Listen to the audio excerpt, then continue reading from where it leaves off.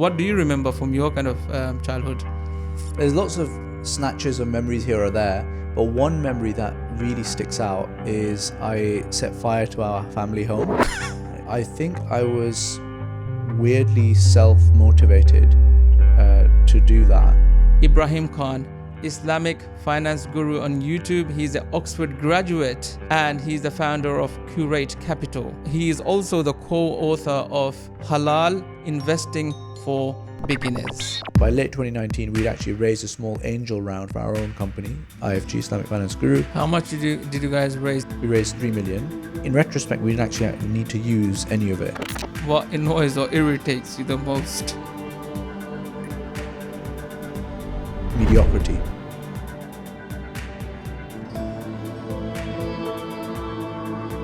Ibrahim Khan, thank you for making the time and coming to the studio day after Eid. So Eid Mubarak to you.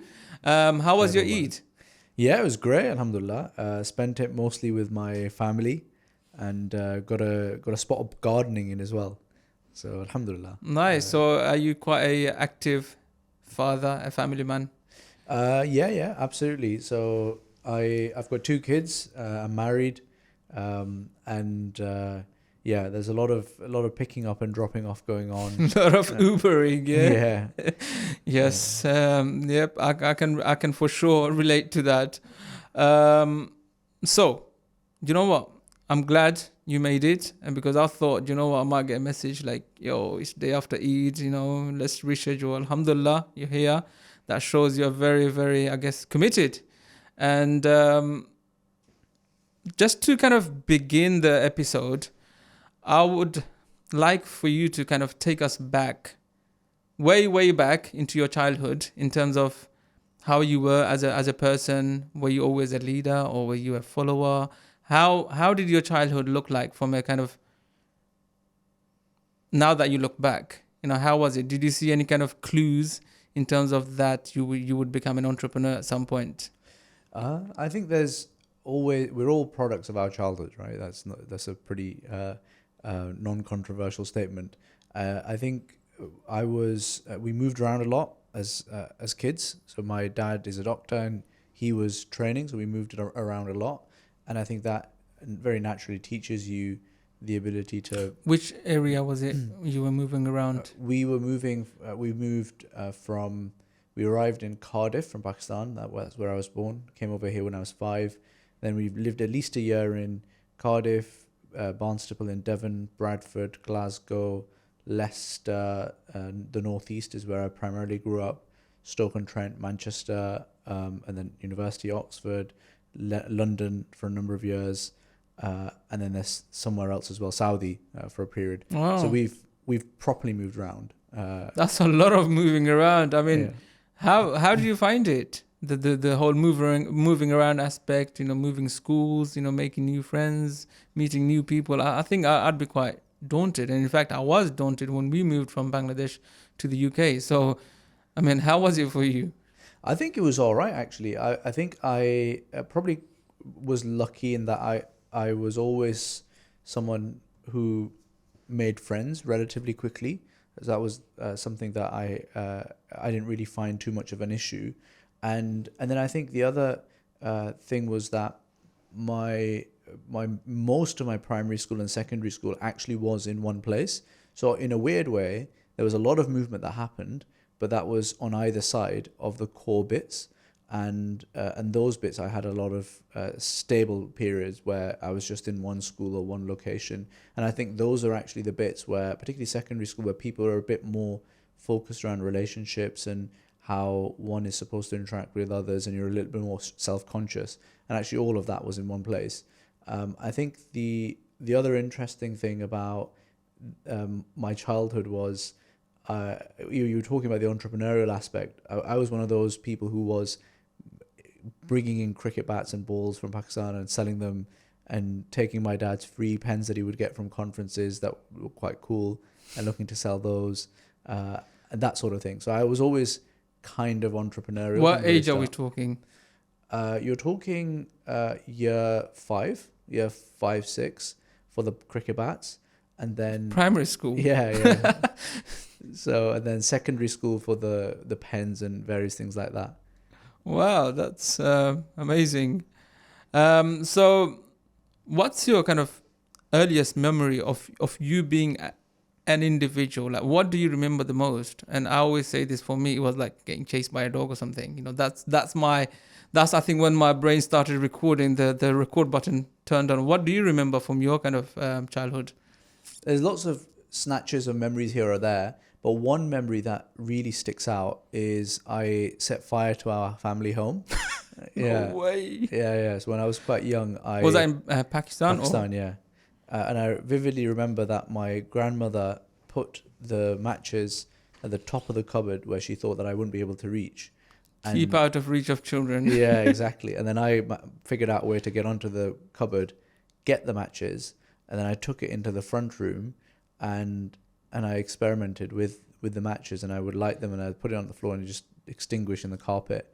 But then one time it didn't extinguish on the carpet, and then I remember running and getting with my small hands a little bit of water, and I came back, and by that point the fire was larger than I was, and I remember chucking the water on the fire. Obviously it didn't make a difference, and then I told my grandmother that there's something happening here.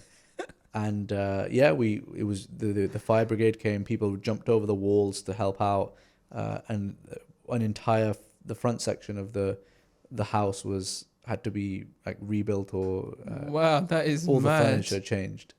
So it seems like, you know, you were quite experimental. You wanted to kind of try things and, you know, see what the results were. Apparently so, yeah. Because I did similar things. Well, I didn't put something alight, but I think I kind of got a blade and I wanted to see what the blade does. And I kind of cut my toe, like I sliced my toe, and I was like, I don't know why I did it, but I guess it's that whole curiosity aspect, and, you know, you wanted to see, like, you know, what happens, and I guess I never done it again. But yeah, alhamdulillah, so everyone's safe. Nobody got hurt, right, from the fire. Alhamdulillah. No. Alhamdulillah. So you migrated to the UK at the age of 5. What year was that? 1995. 1995, and straight into Cardiff. Yeah, Cardiff. Yeah. Right. Okay. And so I understand you have studied in Oxford University. Talk to me a little bit about Oxford. What life was like, and how did you even get into Oxford? What was the process? The process was you have to apply, like all universities. You either have to choose Oxford or Cambridge. You can't apply for both for some reason. And I wanted to study PPE, philosophy, politics, and economics. And my thought process there was that this is quite an interesting degree. A lot of people who've gone on to do very interesting things study this degree. So people like David Cameron and David Miliband, Ed Miliband, then Robert Peston, the BBC editor, I think the Evan Davis, I think, also did PPE. So lots of people in media, lots of people in politics, lots of people in business also did PPE. And that made me think that, okay, that sounds like an interesting area to go into. And Cambridge didn't do that, so it was Oxford. And then you apply. You obviously need to have the right grades. And then, what are the right grades? The right grades in my time was you kind of need to have all A's and a whole bunch of A stars at GCSE. So alhamdulillah, I had that. And I... Was that something that your father or your parents, did they kind of actively kind of push you towards like A stars, A stars, A stars? Weirdly, no, actually. I think I was weirdly self-motivated. Amazing. To do that. And it wasn't ever... I don't know. I don't actually know why I was that self-motivated to do it. It didn't really feel like a chore either. I kind of enjoyed learning. And the first time I realized that actually this is kind of unusual was... So I was predicted all A stars, 11 A stars at GCSE. And like a year before, when they had the mocks, I was the only one who was actually on target to hit the targets. And...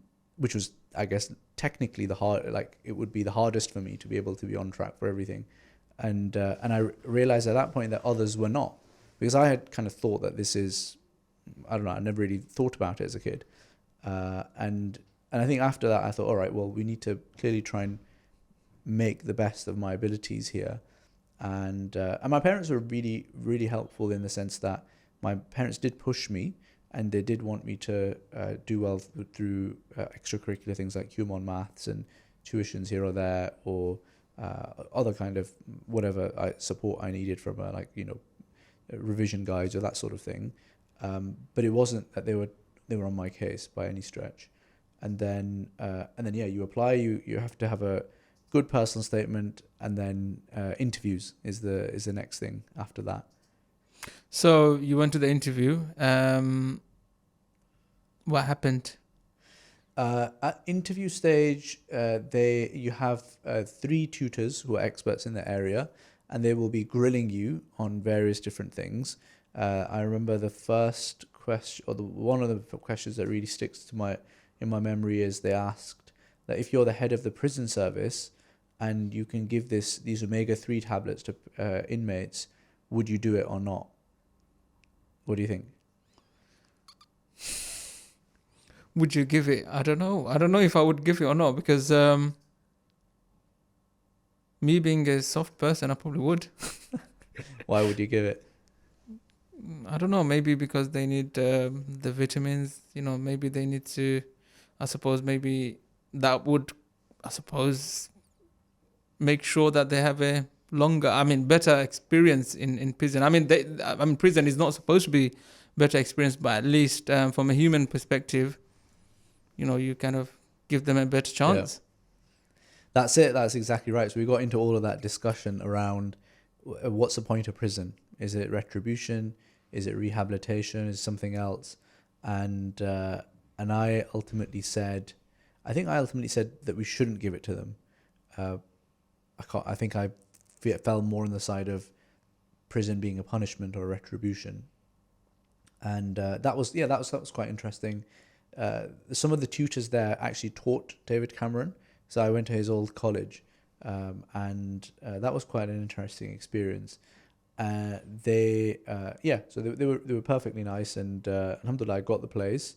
I got it on a deferred entry basis, so that meant I could take a year out to do whatever I liked. And so in between that space, between you kind of starting Oxford and the entry exam or interview, so you had 1 year. Exactly. So once you do your A-levels, rather than going to university straight after, you can take a year. That's quite cool. Yeah. What did you do in that time? I studied Arabic. I got my ijaza in the Quran. Amazing. In Egypt. I trained to be an electrician, and I wrote a few novels, unpublished, but just to practice. So I got a few things out of my system.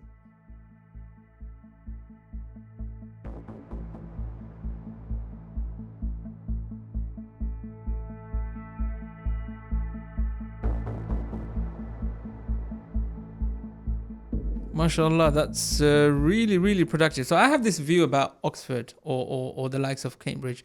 Anyone that goes to those universities and they come out quite successful, they end up being, I guess, the top tier people, who actually do a lot of good things and major things. Because I know a couple of people who happen to be Oxford graduates as well, and they are very kind of successful. Is that the case, or are there people who go there and they don't make anything out of it? I think it depends on you as a person, and also what are you set out to do? Like, what are you trying to do?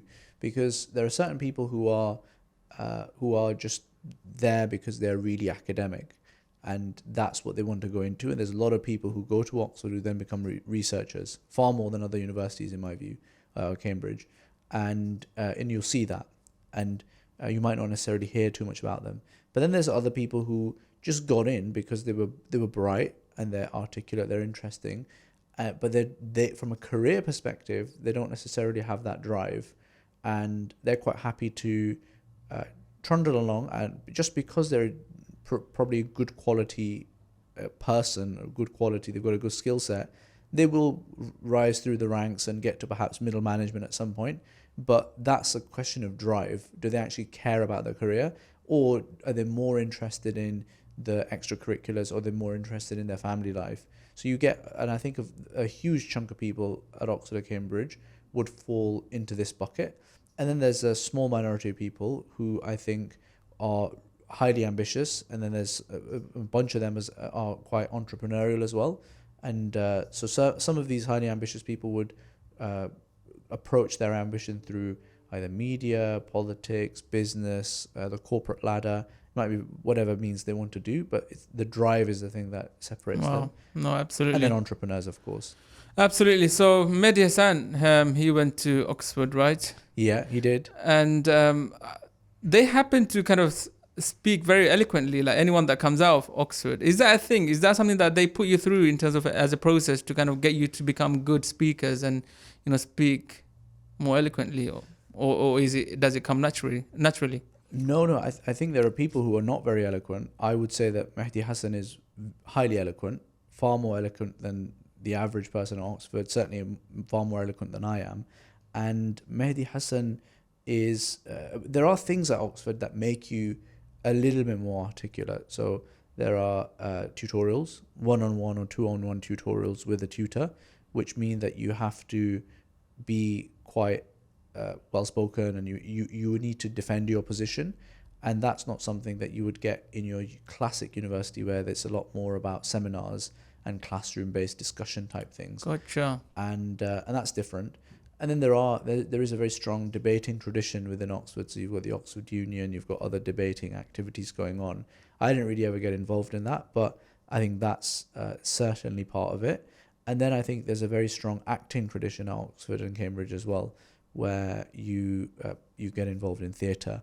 And I think that also helps. I actually did some acting at university. Nice. So that's, I think there are bits of things that probably do help, but it's not something that is actively trained for sure, I think. Amazing.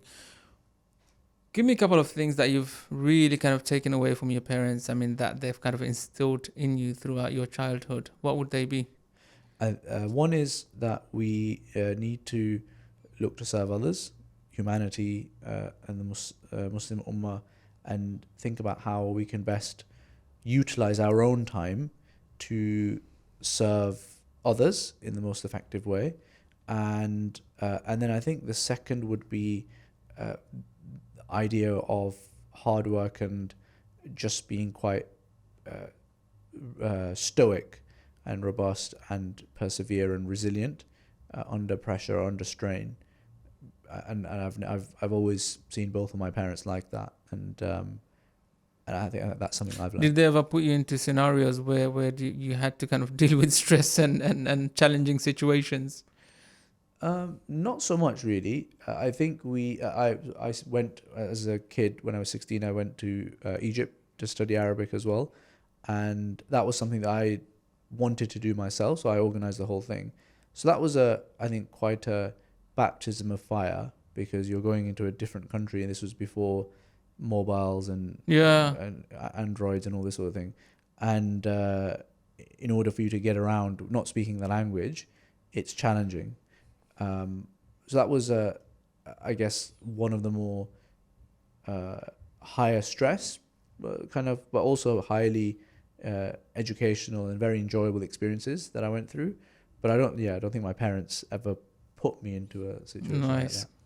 I guess they kind of already knew kind of you are quite capable of, you know, dealing with situations, and they didn't have to put you in situations. Amazing. If you have been enjoying the show, please don't forget to subscribe, comment, like, and share. Now let's get back into the show.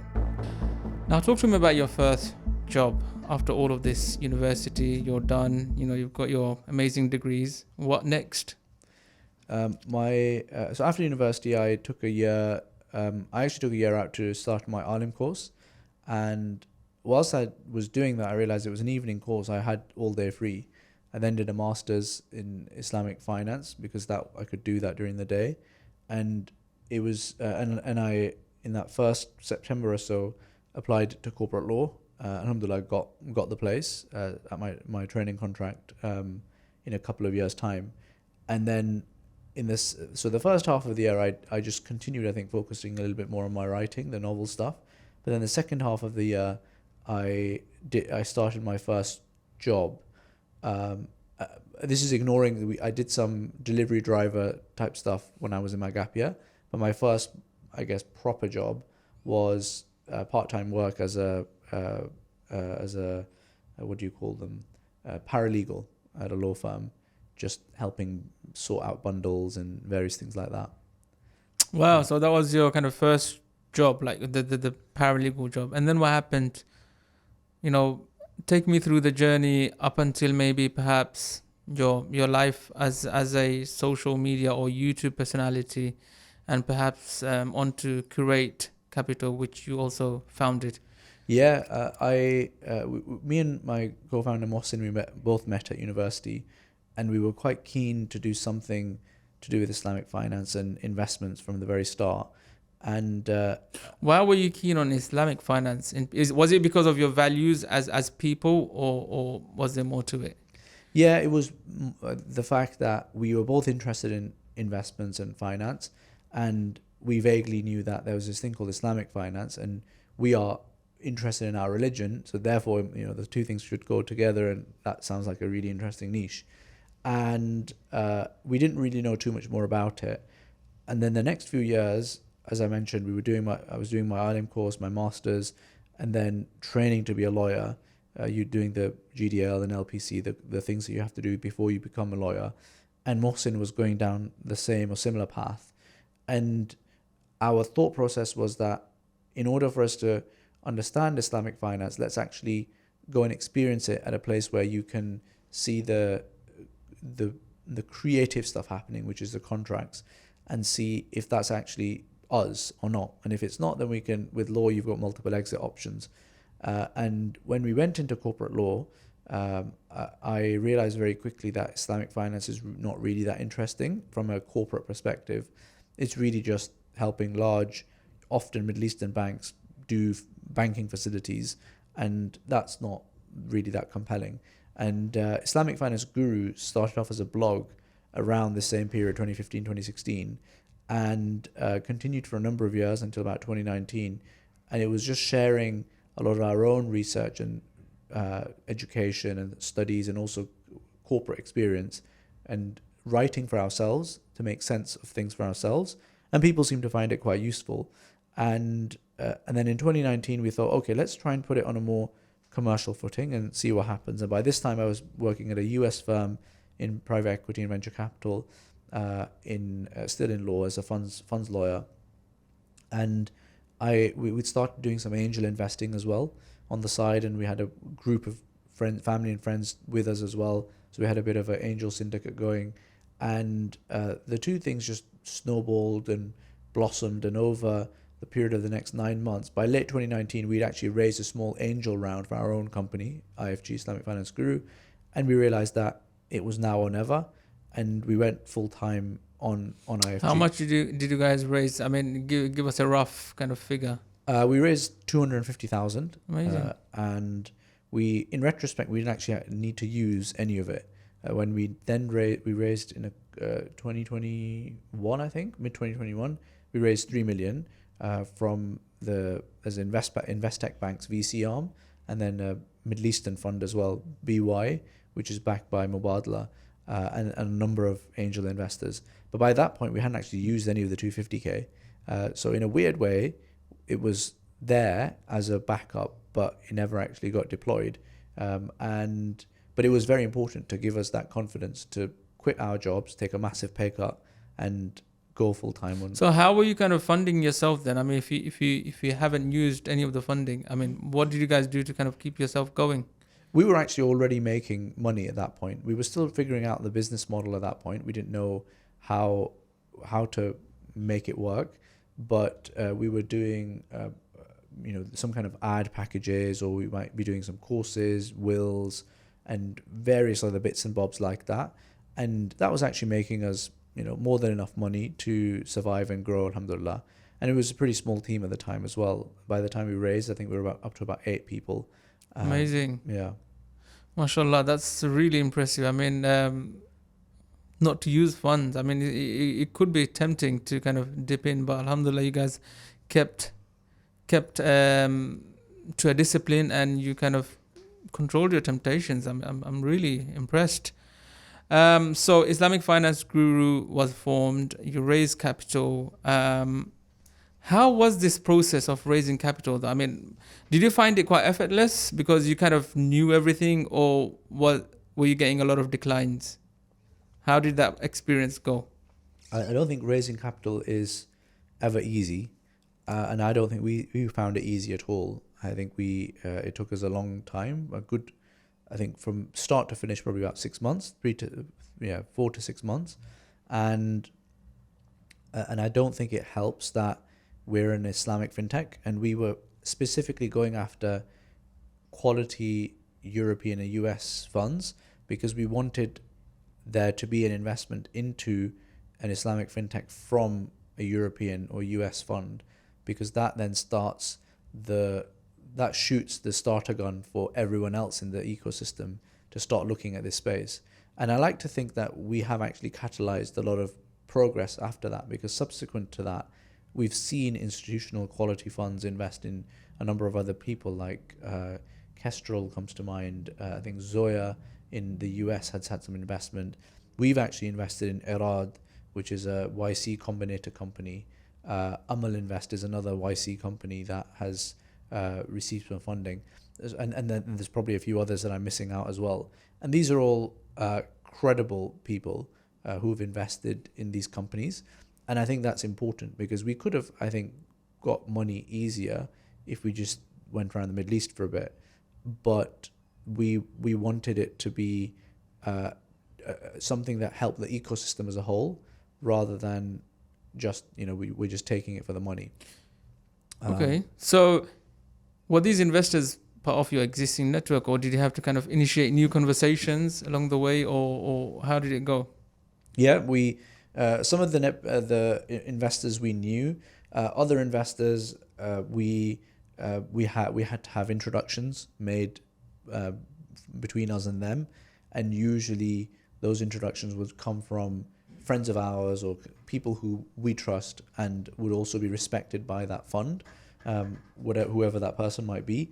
And I think we talked to well north of 50 funds by the time that we finished, and only as I mentioned, we've got 2 funds to invest, and that's very normal. That's how you would expect things to go. We obviously are in one of the bits that we do, Curate Capital, which is the investment arm. We invest in startups, and we've invested in 80-90 startups now to date, and we as investors have a unique perspective because we're both a startup and we're investors, so we know how investors think. And you very, very occasionally do get companies that raise huge amounts of money with very little effort. I think I've seen that probably once or twice maximum, and I've been involved in those companies as well. What are investors generally looking for when they kind of write that check? What are the kind of, I guess, indicators they need to or tick boxes that they need to tick off? It depends what kind of industry, what kind of asset class, what kind of investment. But assuming it's a tech startup, which is what we're talking about here, you would look at the team first and foremost. It also depends on the stage of the journey that startup is on. But assuming it's early stage and it's a tech startup, then the team will be the very big focus of where you're looking. Are these people complementing each other's skill sets? Are these people who have a history of experience and success and execution and running an operation before? It doesn't necessarily have to be in that field, but that's really important. Is this person, an elite sports athlete, or do they all hold Guinness World Records, or are they a PhD in X thing, or are they senior leaders from a very large technology company, or are they people coming out of BCG, Bain, or McKinsey, or someone like, or some prestigious investment bank? So these are possible indicators of prior success. Then I think you would look at even the process that they're running with you and how they talk about the product. Are they even thinking about the product and itemizing it and digesting it properly? Do they have a scientific approach to the problem that they're trying to solve? Because it's really just all comes down to problems that you're trying to solve. And also, do they say that they're going to do something and then they do it? Like, do they say they're going to follow up, and do they actually follow up and send through those things? Do they turn up late? How do they conduct meetings? All of this stuff, do they ask intelligent questions of you? I think all this stuff matters. And then after that, after the team, which is by far the most important thing, you can look at the target addressable market size. This is big enough to be a 100 million revenue company. The product itself, is it any good? Could this become something that is really needed? Traction, what have they done to date? Have they made any revenues? Have they made any sales? And then finally, defensibility. Is this something that, if it starts to really succeed, will long-term be the winner in that space? And from a defensibility perspective, you're looking at economies of scale, you're looking at intellectual property, you're looking at brand, you're looking at network effects, you're looking at multiple things like that to see, is this going to be the next Google or Microsoft or Amazon or possibly even Walmart? So do they generally kind of, so my understanding is investors somehow, ultimately it's an emotional decision at the end. And then they use, I guess, logics to kind of justify the emotion. Is that the case? Or is it purely kind of statistics and numbers driven decision? I think at the stage that we operate, it's not really about statistics and numbers. It's about the human connection and being able to read an individual. And I think investors ultimately do invest undoubtedly on emotion. But I think that the investors are really good at pattern matching and pattern recognition. And they don't get excited about things unless the pattern is right. But once the pattern is right, that's when I think the emotion kicks in, because investors see thousands of these things. Yeah. So all these things that you've mentioned just a little while ago, are these those patterns that they're looking to kind of, I guess, address before they start getting excited? Yeah. And if you kind of fail any of these, then they're probably not excited. Correct. I could tell you, because when an investor sees a deck, when an investor sees an investment come to him or her, they can very quickly suss out, is this a top 5%, 10%, 1% deal? And should I even take a call or not? That's the first question. Why is it that, I mean, you only see like, what, a deck maybe that's got only 10 slides? What gives you that impression? Okay, this is interesting. I need to see this. I need to kind of take a step further and, dig a little bit deeper. The first thing I would look at is, how has this deal come to us? If it's a cold approach, that's already down the pecking order. Why is that? Because I think that if you're an enterprising, bright founder, you will almost always find a way to get an introduction to someone. Okay. And if you haven't... So that's an indicator for you, like, okay, how much effort you've made before you kind of come to the kind of, I guess, sending that deck across. Exactly. You've got one shot at each investor, and by far the best way to have that shot is have an introduction from someone who knows that investor, and do it that way. And if you haven't done that, then either you are not really that bothered about us, or you're just green behind the ears. You don't know how this thing works. Or you're just a bit rough and ready, and you're not like putting in the work. And when we raised, we did occasionally do some cold outreach. Didn't really work, right? I think out of the 50, 60 or however many people, I don't think we spoke to any where we didn't have a warm introduction. And that, I think, speaks volumes about how investors think. And I think so that would be the first thing I would look at. And then I would look at who's introduced that deal. What do they know about the company, and what kind of person are they, and what kind of deals have they sent us before? And is this worth our time? Is this worth, sometimes just for the relationship, you might take a call. But often you try and avoid that as much as you can. So let's say that this is an elite founder who's previously exited a company, and he has, exited a company that's tens of millions of pounds. He is now investing in this startup, and this is a startup that's founded by, and it's a startup in quantum mechanics, quantum physics. And one of the guys is a PhD. The other one is lead of product at Google's quantum mechanics division, and then the third is a senior engineer who used to work with him at Google and is now working at OpenAI or something like that, right? I don't need to take the call. I know I need to invest in that deal. And this is going to be more about me trying to get a ticket than the other way around. So the table turns, like, where the investor is now competing against others to invest. Exactly. And that's what, without me having even taken a call, I know that lineup of facts tells me that that's what I need to do right now. And it could be that company completely fails. And that's fine, because 50% of companies will completely fail. But what my job is to recognize, what have I done there? I've looked at the team. I've looked at the provenance of the deal, like where that deal's come from. I've looked at the fact that he is also investing his money. I've looked at the backgrounds of these people, and I've already got a background thesis about quantum physics and quantum mechanics being one of the key emerging trends of this of the next 5, 10, 20 years. And after that, and I would probably get a sense from the ticket size and the kind of conversation or the kind of emails and WhatsApp messages this founder might have sent me, what the wider context here is, and that tells us what kind of game am I playing here.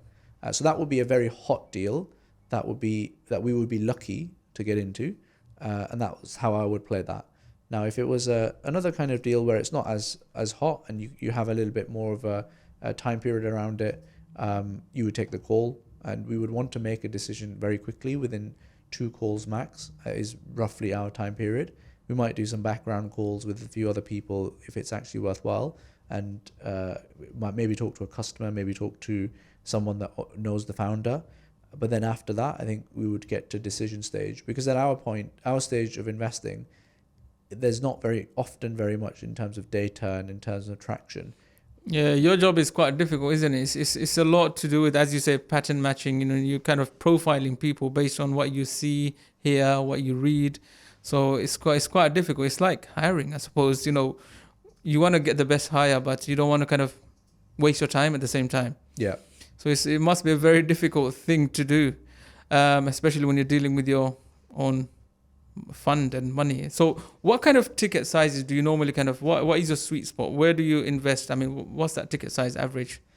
These days we have a fund. We're deploying about 5 to 7 deals per quarter, and usually our ticket size is between £200, 200k to about 250k. Okay. Sometimes a bit more, sometimes and a bit generally less. What kind of things do you guys invest in? What's your kind of area of interest?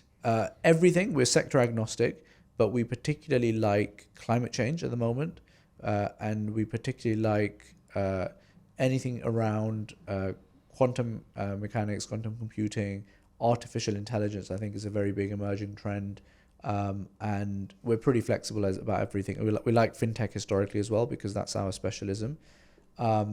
We also really like, because we're an EIS fund, we want this to be a UK based company, EIS eligible, although we do regularly do companies across the world. And talk to me a little bit about this EIS and SEIS, because when I discovered SEIS and EIS through my journey, and I was like, wow, this is amazing. Like, it is so like great, right? Not many people know about it, at least in kind of our communities. People don't know about SEIS and EIS. There are loads of potential investors who are missing out on this opportunity. Yeah. Maybe would you be able to just, I know you can't give financial advice, but would you be able to just give a rundown of what SEIS and EIS means? Yeah, it's a special tax scheme that the government has offered to people who to incentivize them to invest in early stage companies, because the government sees this as an area that if you can encourage investments in this area, then that is beneficial for the overall economy. Now, because these are high risk investments, the government says that, look, if you invest up to £10,000, let's say, or more actually, let's say you invest 10,000 and it's an SEIS eligible startup, so that every company has a bit of SEIS money and and the rest of it is EIS. So SEIS money, you get a 50% tax rebate, and every company has a 250,000 limit of SEIS investment. And so if you invest in £10,000 in a SEIS startup, it actually just costs you 5k. Yeah. And you also get no inheritance tax, capital gains tax, income tax, like basically no tax on exit. And if the company fails, then you also are able to claim back a loss relief of I think around 20-25% or so. So I've actually invested in a company before that failed completely. I invested 5,000. I got 2,500 immediately back, and then I got another 1,000 or 1,500 back from loss relief as well. So the actual complete failed investment ended up costing me £1,500. Whereas if that 5,000 investment succeeded and just exited at 3 or 4x, I would have walked away with a full amount. So it's a very, very generous tax scheme. And for higher taxpayers, it's very appealing. Does it apply to, say, property investors who pay a lot? No? No, nothing. The property is exempt. No, as in, so if you're a property investor and you're kind of due to pay a lot of tax to the government, maybe capital gains or something, can they, use a portion of that? Sure. By investing in... If they've invested via their company account, then no, because this is a tax scheme that is linked to an individual. Okay. But if they actually have a personal capital gains due, they can actually roll over that entire amount due if they take the money and they invest it into SEIS and EIS eligible startups.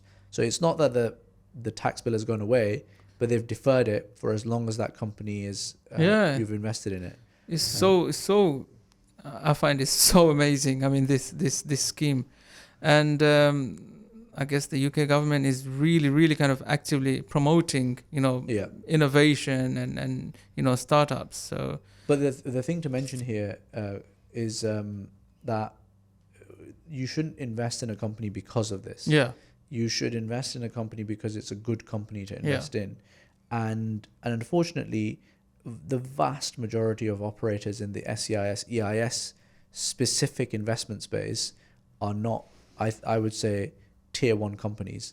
They're like not great investment propositions, and they're probably going to end up losing money, and that's the nature of early stage startups. And a lot of those companies you end up seeing on crowdfunding platforms like Seedrs and Crowdcube and others. And the reason why they've ended up there is because the professional investors have said no to them, and they said no to them a year ago, and now they're running out of money and they need to go to Crowdcube.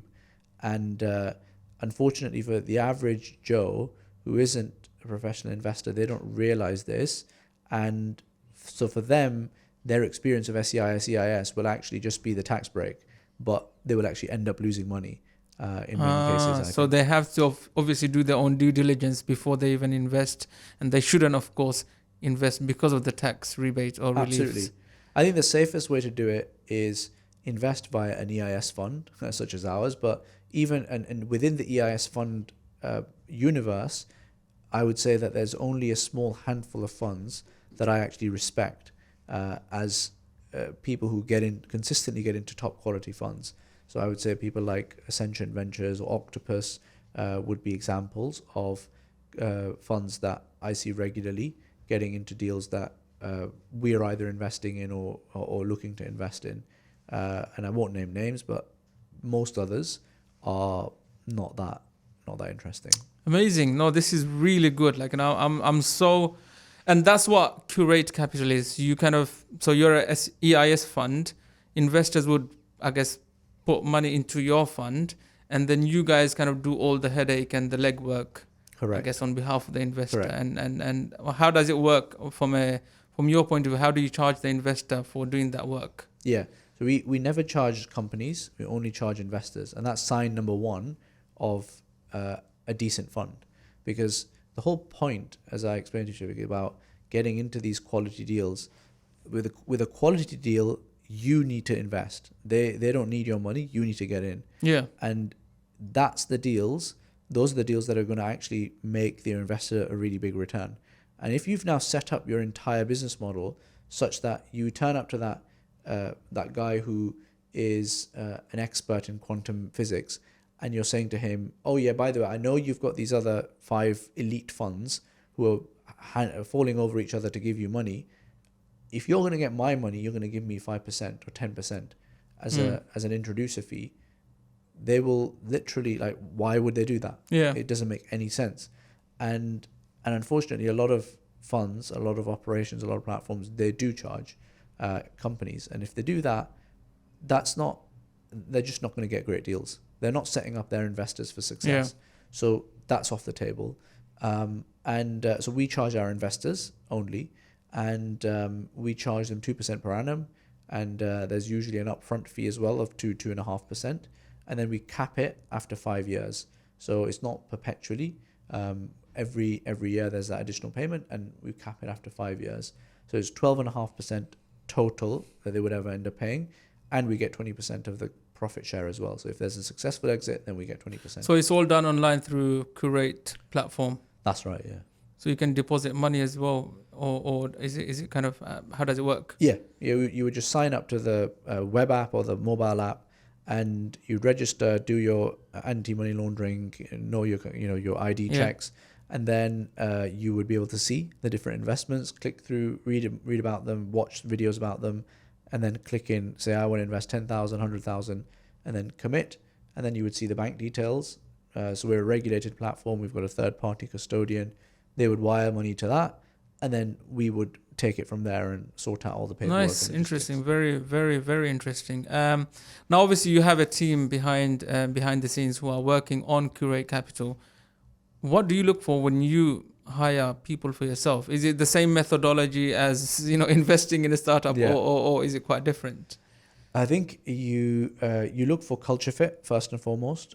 And we're still small. I'm sure this probably won't stay the case, but we've actually never lost an employee. We've let some go, but we've never actually lost an employee apart from one. And he's actually rejoining now in a month's time. So I think from a culture perspective, alhamdulillah, I think we've got it kind of right. And wherever it hasn't been right, we've typically let people go quite quickly, like within a month. And when it comes to hiring, we think about culture fit. First and foremost, we think about the energy and the vibe that person is giving. Like, is this something that we can work with? We test them. We actually run live examples of what they would be working on, because that really demonstrates how someone practically will work, and it is really a differentiator, because you might really like someone, but they're actually rubbish at the job. Yeah. And then we will usually, if we can, have an in-person interview as well, and I like to take them for a walk. Because then they relax a bit and you can find out. And it's good for them and it's good for us as well, because we understand the person. So how many people are in your team at the moment? I think it's just over 20, so 23, something like that. 22, 23. Amazing. I mean, that's quite a big team. I mean, for what you guys are doing. So inshallah, loads of more success coming on the way, inshallah. I mean, all the logics from what I've heard so far, and it's very logical, very methodological. So it's great. Now, my next question would be around, I guess, your book that you co-authored, Halal. Should have given you a Halal Investing Guide for Beginners. Halal Investing for Beginners. Yes. So talk to me about how that came about. How did it come about? Wiley reached out to us and they said, "Look, would you like to write a book?" And Wiley reached out to you. Yeah. And we said yes. Why not? Let's do it. And then we spent about 4 to 6 months writing the book, and we every day we would write probably about 1,000 words quite consistently, and one of our team helped with editing and proofreading, footnoting, and various things like that. And then Wiley were great in terms of putting together the manuscript, putting together typesetting, the covers, and I think they've got a great distribution arm as well. Yeah. And then we've been going around ever since it launched to various different mosques and institutions to do book launches. So East London Mosque, West London Islamic Centre. We're going to Green Lane next Tuesday. Leicester, Manchester. We've done. Is it on Audible yet, or will it be on Audible? Yeah, it will be available on Audible as well. So Wiley have got a really good connection with the top podcasting or book producing company and in the world, and they've selected our book to become an audiobook as well. Because I think Audible is definitely lacking, more books in the Islamic space, and for sure I think that would be an amazing addition to Audible's kind of library. So I'm definitely looking forward to that because I'm Excellent. more of a listener than a reader. But I will definitely get my hands on your book very soon, inshallah, and I will be reading it. I haven't read it yet. Did you find that you already had a lot of kind of contents already due to your previous blogging exercise and stuff? Yeah, absolutely. It wasn't a tough book to write. It wasn't an easy book to write. No, I don't think any book ever is, but it wasn't tough because this is what we do day in, day out. And we were writing about stuff that we know quite well, alhamdulillah, and so it just came out quite easily. Amazing. And any books that you can recommend to, I guess, our viewers and listeners that would definitely add value to their entrepreneurial journey? There are different books for different stages, I guess. I think books by Peter Thiel come highly recommended. I think the Apple guy who also then created a company called Nest, he's written a book that I think is really interesting. 4 Steps to the Epiphany is another great, very technical product. Like, how do you actually run a startup that succeeds from an early stage? And having that scientific approach to it, I think, is a great book. I think 0 to 1 is another great book, and that's Peter Thiel. I think Blitzscaling by Reid Hoffman is another great book. There's lots of great books. Loads of books, and I hope we will try and list those books on the comment section on the YouTube and wherever the podcast is available. Now I have a few quick questions before we wrap up, and I guess I want to kind of allow the viewers to kind of, or listeners to get to know you slightly better. And these are quick fire questions, so you can just answer with one word or two word. What is your biggest fear? Mediocrity. Falling into mediocrity and being average. Yeah. Nice, I like that. Android or Apple? Android. Ooh, like you're the first guest, like after many guests that has said Android. Why Android? Why is it that you can't do on Apple that you do on Android? I'm just familiar with it. Okay, nice. I don't like to make changes unnecessarily. Favorite quote that inspires you? I think the hadith of the Prophet, أفشوا السلام بينكم وأطعموا الطعام وصلوا الأرحام وصلوا بالليل والناس نيام وادخلوا الجنة بسلام. Spread peace amongst you, feed the poor people, وصلوا الأرحام, join the ties of kinship, وصلوا بالليل والناس نيام, and pray in the night when everyone else is asleep. وادخلوا الجنة بسلام, and enter paradise with peace. Amazing. That is literally the whole kind of, that's what you have to do to, I guess, to achieve the ultimate success, which is the akhirah, I suppose. Yeah. What's your biggest weakness?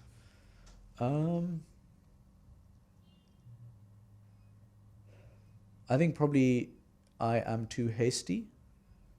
And I think that most weaknesses are also a strength. So that's probably my weakness and probably strength.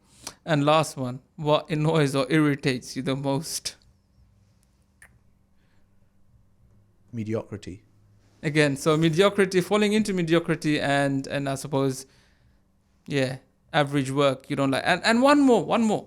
I'm sure you live a very busy lifestyle. What is your health routine? Do you kind of keep yourself healthy, or do you eat healthy, or is it kind of, would be nice to do at some point? No, I try my best. I ran, for example, this morning. So a lot of commute time is spent either on the bike or running. And I'm trying to do a little bit more weights at home at the moment, but that's not something I've been very good at, to be honest. I'm on a journey. I try to eat healthy, but we had Eid yesterday, so that went down. Yeah, you just have to kind of cut down or slow down on the carb intake slightly. Exactly, wherever you can. Yes, absolutely. And I guess on that note, you know, honestly, this episode should really be slightly longer, but maybe inshallah at some point in the future we will kind of go a little bit deeper into kind of the halal investing space and broad, because I think we've kind of talked a lot about investing, and I think that's very interesting, because a lot of people ask me as well, like, about investing, and oftentimes I say, you know what, do you really need investment at this stage? Maybe try and make some more progress, have something to show the investor, then you will also have a very, I guess, an equal kind of balance in terms of when you negotiate. Otherwise you're kind of asking for a handout with your kind of pitch deck. So no, it's been amazing talking to you and getting to know you and your kind of some of your methodologies. And I hope our viewers and listeners would appreciate, and of course like and subscribe and share the kind of message. And on that note, I wish you all the best with your book, and we look forward to talking at some point very soon again. Thank you. Jazakallah khair, Shafiq, for having me on. It's been a pleasure. Thank you.